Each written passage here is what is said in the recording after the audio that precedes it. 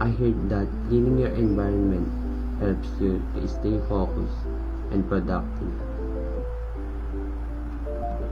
And since rest day ngayon, maglilinis tayo.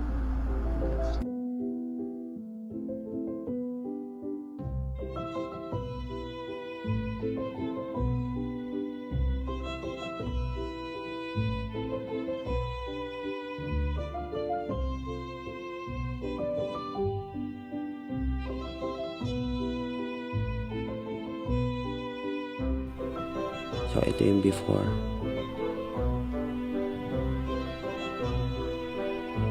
And after. Ang cute ng transition eh.